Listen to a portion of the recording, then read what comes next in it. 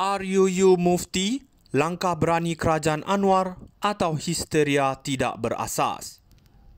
Saya faham ada yang melompat bila dengar rang Undang-Undang Mufti Wilayah Persekutuan 2024. Ramai yang tiba-tiba jadi pejuang hak asasi menjerit kononnya hak bukan Islam terancam. Kononnya ini ancaman terhadap demokrasi. Tapi mari kita bersikap realistik, apa sebenarnya isu di sini? RUU ini jelas berfokus kepada umat Islam dan hal ehwal agama mereka di wilayah persekutuan. Adakah kita lupa siapa Ketua Agama Islam? Agong. Jadi apabila ada pihak yang kata mufti ini boleh memusnahkan negara, mengancam kebebasan, saya tanya, sejak bila mufti lebih kuat daripada perlembagaan? Ini langkah kerajaan untuk memperkemas peranan agama dalam pentadbiran.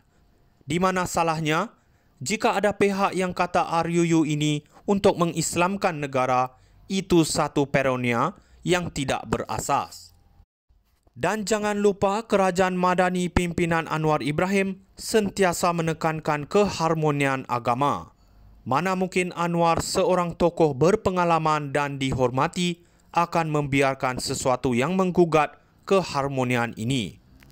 Ini bukan ancaman kepada kebebasan kita, ini hanya langkah memastikan urusan agama Islam diuruskan dengan lebih teratur.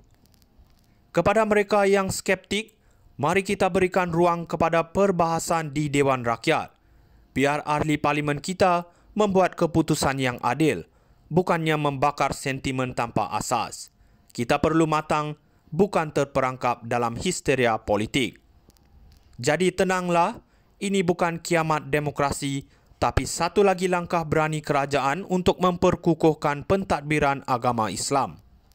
Kalau Anwar boleh kendalikan ekonomi, takkan tak boleh urus hal agama. RUU Mufti, langkah berani Kerajaan Anwar atau histeria tidak berasas?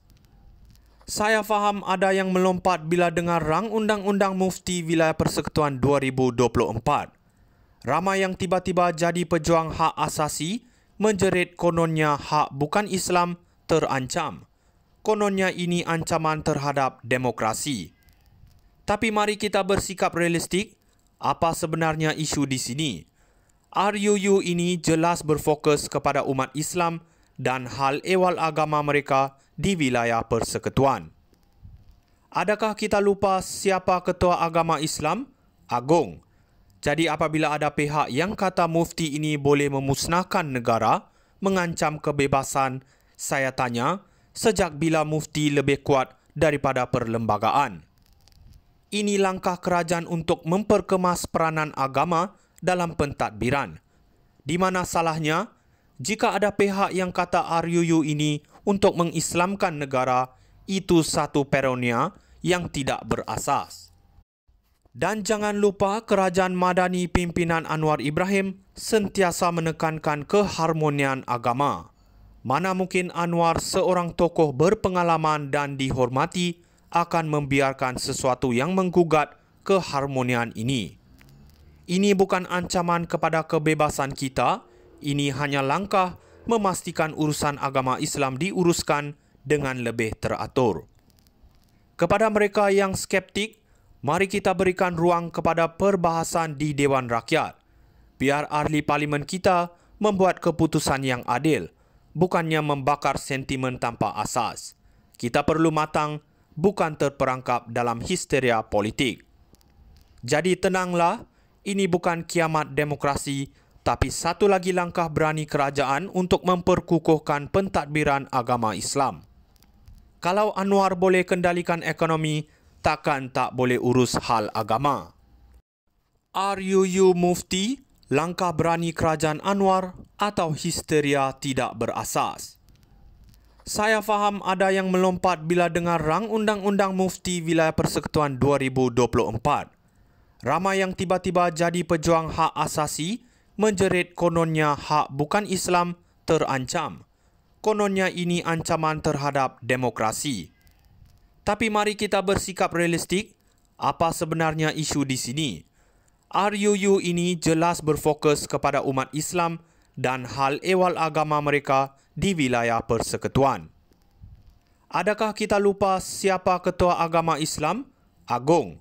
Jadi apabila ada pihak yang kata mufti ini boleh memusnahkan negara, mengancam kebebasan, saya tanya, sejak bila mufti lebih kuat daripada perlembagaan? Ini langkah kerajaan untuk memperkemas peranan agama dalam pentadbiran. Di mana salahnya jika ada pihak yang kata RUU ini untuk mengislamkan negara, itu satu paranoia yang tidak berasas. Dan jangan lupa kerajaan Madani pimpinan Anwar Ibrahim sentiasa menekankan keharmonian agama.